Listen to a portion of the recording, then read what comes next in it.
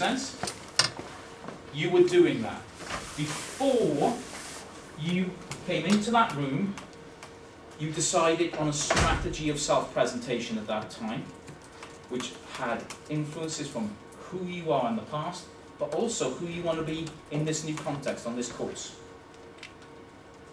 And I think, shit, that was a really complex thing that I did. Yeah, it was. But you didn't even think about doing it very many of you, because you just did it. Because those things become almost instantaneous in terms of different contexts. So Goffman talks about what we call front and back stages. Social media is the front stage of our existence. Apps like Instagram, Snapchat, etc., they are the front stage. They are the stage in which we present. The back stage is who we are. Front stage and backstage don't need to be the same thing. We can present ourselves in ways in which the backstage is hidden. So we are not presenting an authentic measure of ourselves. Self-identity doesn't have to be everything that goes on in the back. It can just be who we idealize ourselves to be. And indeed, that role always changes, right? And it could be hiding stuff that maybe you wouldn't want other people to Absolutely. And what Goffman would say is that that's just a natural form of everyday life. There are things that we don't want other people to see, and that's fine. And that fits with what we know about repression and so on as well, as a natural consequence of human psychology. So, identity is not passive, it's an active process. We are always shaping it in particular ways. And therefore, when we're thinking about selfies, we always need to think about how we're being self-represented. How we take the image, what filter we use, what angle you use, what text you use to anchor that image, who it's shared with, how it's shared. All those active processes are shaping the self-presentation that we want at that particular time. You are making choices. We do it all the time. All I'm surfacing here is that we have a different set of techniques to do it with regards to social media.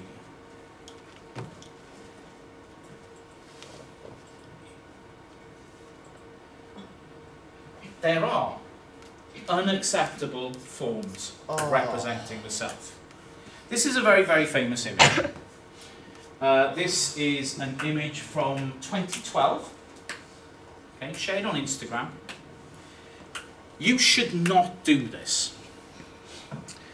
As a self-presentation, this is about as bad as it gets. Because it's showing people that you're disrespectful. I don't know if it shows that you're disrespectful, it shows that you're a fucking idiot. I was going to say, when I went to Auschwitz, there was some lady walking around with a selfie stick. Yeah. Oh. Yeah, full on, like, just taking photos of them. Absolutely. I hope she didn't share them. I've also seen another picture, someone also with a selfie and saying something like feeling chilly willy in Auschwitz. Yeah. People have been colder there in the past. This selfie raised a huge amount of attention when it was published on Instagram. This person, Princess Brianna,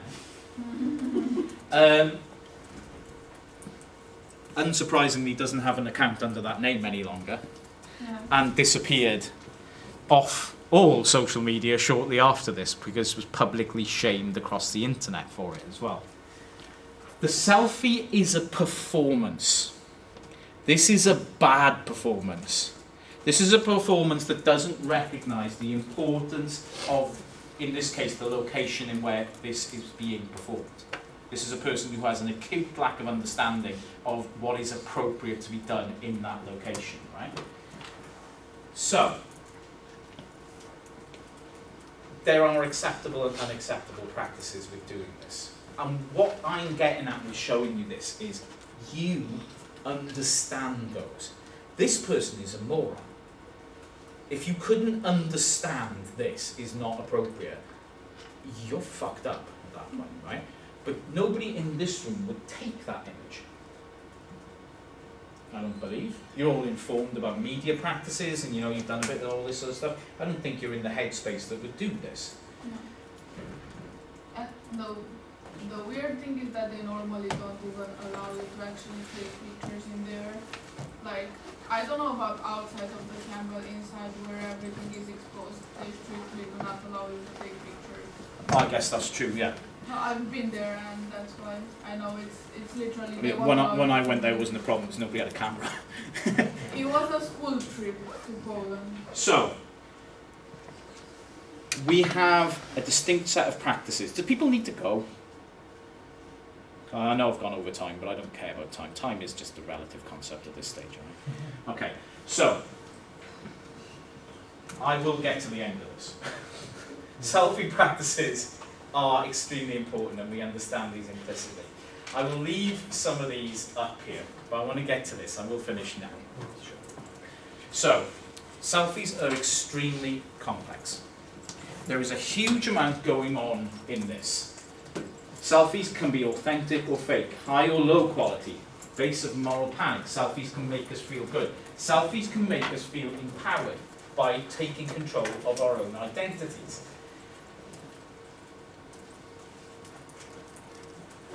So,